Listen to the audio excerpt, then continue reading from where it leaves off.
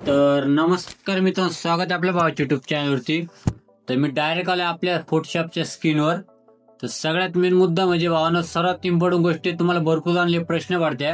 मी direct इथं thumbnail सुद्धा direct तुमच्या पुढे स्क्रीनवर येतो ओपन केले. तर सगळ्यात पहिला प्रश्न असा होता, मोठी साईज घेतल्यानंतर पीसी हँग होतो. 2 नंबरचा प्रश्न आपला असा आहे, printing size inches to pixel कशी करायची. ठीक आहे. आणि त्यानंतर 3 नंबरचा आपला हा प्रश्न आहे, कोणती सेटिंग ठेवल्यानंतर तुमची प्रिंट चांगली होणार जेणेकरून तुम्हाला ती बेटर प्रिंट काढतील. आणि त्यानंतर आपला 3 नंबरचा जो प्रश्न आहे 4 नंबरचा, तर लहान साईज ती मोठ्या साईज मध्ये कशी कन्वर्ट करायची जेणेकरून आपला पीसी हँग नाही झाला पाहिजे. तर संपूर्ण प्रश्न तुम्हाला नक्की सांगतो या पद्धतीने. ठीक आहे. आता XYZ आपण नॉर्मली तर तुम्हाला दाखवतो. आता सगळ्यात पहिले जो प्रश्न आहे, मोठी साईज घेतल्यानंतर आपला पीसी हँग होत. आता XYZ इथं फाईलमध्ये येतो मी, इथं न्यू मध्ये जातो. हा जो आपण इथं साईज क्रिएट करतो हा पॅनल मी तो ओपन केलाय. ठीक आहे. तर असे हा पॅनल इथं ओपन केला XYZ मी. तर आता समजा मला इथं 10x10 ची साईज बनवायची. ठीक आहे. तर नॉर्मली इथं 10x10 ची साईज बनवायची.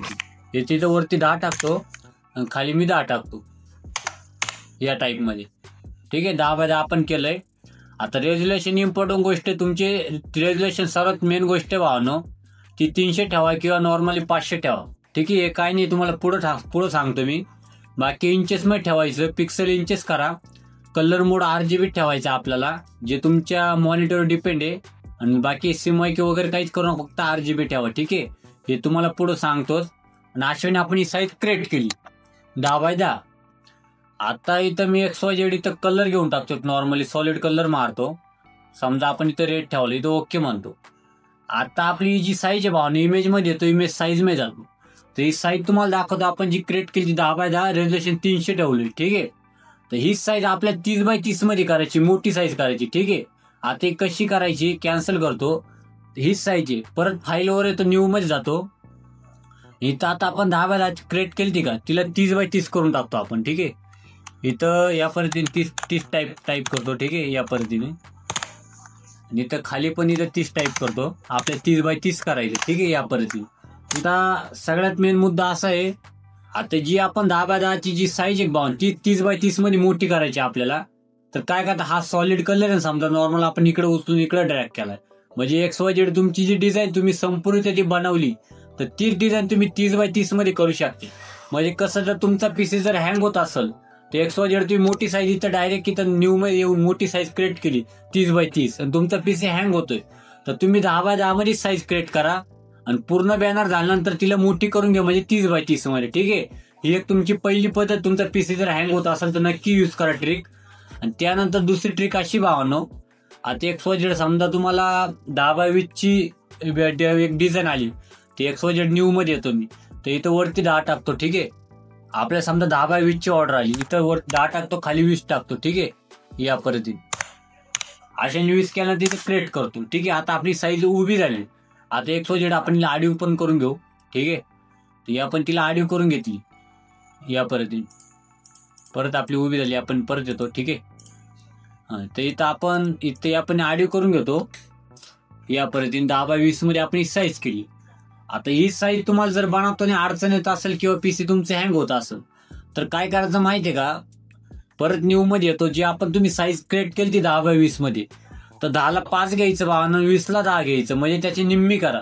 म्हणजे छोटी साईज बनवलं आणि ती नंतर तुम्हाला 10x20 मध्ये कन्वर्ट करायची तुमची डिझाईन सेव्ह झाल्यानंतर. जसं की तुम्हाला मी 10x10 पासून तर 30x30 ला करून दाखवलं.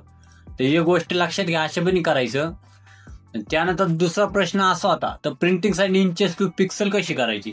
तर मोबाईल युजरसाठी भरपूर जाणं इम्पॉर्टंट हा प्रश्न भावानो. आता मोबाईल जसं की पिक्सल लॅब आहे, पिक्सेल काम करतंय.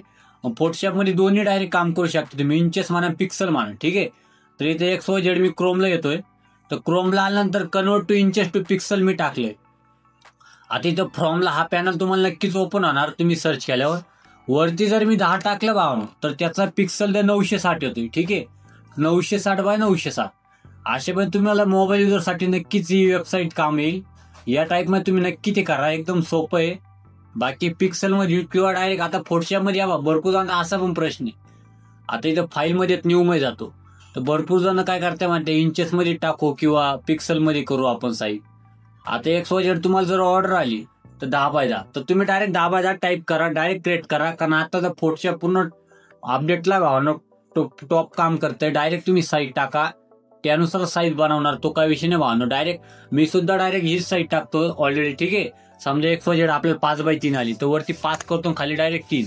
ठीक आहे, अशा केल्यानंतर डायरेक्ट साईज तुमची प्रॉपर क्रिएट होणार आहे, तो काही विषय नाही भावना. ठीक आहे, दुसरा प्रश्न सुद्धा आपला आज आला. तर तिसरा प्रश्न आज असा होता, कोणती सेटिंग ठेवणार तुमची प्रिंट चांगली होणार. ती XYZ भावना आपला हा बॅनर समजा आपण ही डिझाईन प्रोव्हाइड केली, तर ती इमेजमध्ये तो सेव्ह करताना काय करायचं माहिती आहे, जाऊ तुमची प्रिंट चांगली होणार आहे तर इमेजमध्ये यायची, इमेज साईजमध्ये यायचं. तर सगळ्यात मेन मुद्दा, आता समजा इथं आपण 72 रेझोल्युशन टाकलं, जरी ते रेझोल्युशन मी 500 किंवा 800 केलं तर तुमचा प्रिव्ह्यू बघू शकता इथं किती झूम झालं. म्हणजे यांनी तुमची काय होणार, प्रिंट तुमची HD क्वालिटीमध्ये प्रिंट वाचणार आहे. ठीक आहे, आणि बाकी पाठवायची तर जीमेललाच पाठवा. ठीक आहे, जीमेल किंवा व्हॉट्सअप, तो काय विषय नाही. नक्कीच त्यांनी पाठवा, प्रॉपर अशी जाणार. जर तुम्हाला या प्रश्न संपूर्ण काय अडचण वगैरे आली तर नक्कीच मला इंस्टाग्रामला DM करा भावना, सगळ्यांना मेसेज देईल, तो काय विषय नाही. आणि त्यानंतर लहान साईज ती मोठ्या साईज मध्ये कशी कन्वर्ट करायची. स्टार्टिंगला तुम्हाला सांगितलं XYZ तुमची जर मोठी साईज तुम्ही क्रिएट केली तर तुमचा PC हँग होतोय, तर ती निम्म करायचं भाव, निम्म्याचे तुम्ही डिझाईन बनवा. म्हणजे कसं तुम्हाला मोठ्याच्या नंतर करून घ्यायची. ठीक आहे, साईज क्रिएट केलं तुम्हाला दाखवलं XYZ. तर असे म्हणजे हे तुमच्या साईजचे प्रॉब्लेम आहे. बाकी संपूर्ण त्या काही एवढं विशेष नाही भावना. तुम्हाला जर काय अडचण वगैरे आल्या तर नक्कीच मला सांगत चला. बाकी जर फाईल बघायला न्यू मध्ये तुम्ही समजा XYZ, आता इथं नॉर्मली अशा साईज आहे. आता भरपूर जणांचं म्हणणं असं आहे की इथं RGB कलर आपण ठेवतो तर इथं सिमॉइकी कावर करत नाही. ठीक आहे, आता RGB कलरनी का होतं माहिती आहे का, RGB कलर जर ठेवला ना तर काही कॅमेरा फिल्टर झाला, असे भरपूर असे ऑप्शन आहे तर तुम्हाला यूज करायला भेटते. ठीक आहे, जर तुम्ही इथं सिमॉइकी कलर जर केलं तर ते ऑप्शन तुम्हाला काही यूज करायला नाही भेटणार. तर त्यामुळे की फोटोशॉप तर तुम्हाला या पद्धतीने या गोष्टी माहिती पाहिजे. ठीक आहे, त्यामुळे माहित नसल्यामुळे मी तुम्हाला सांगण्याचा प्रयत्न करतो भावना. RGB कलर ठेवा, बाकी 8 बीट ठेवा, बॅकग्राऊंड व्हाईट ठेवा, ही सेटिंग अजिबात चेंज नका करू. ठीक आहे, हे तुमचा RGB कलर म्हणजे तुमच्या मॉनिटरवर डिपेंड आहे भावना. तर सगळ्यात टॉपचा RGB कलरच काम करते, तेच ठेवा.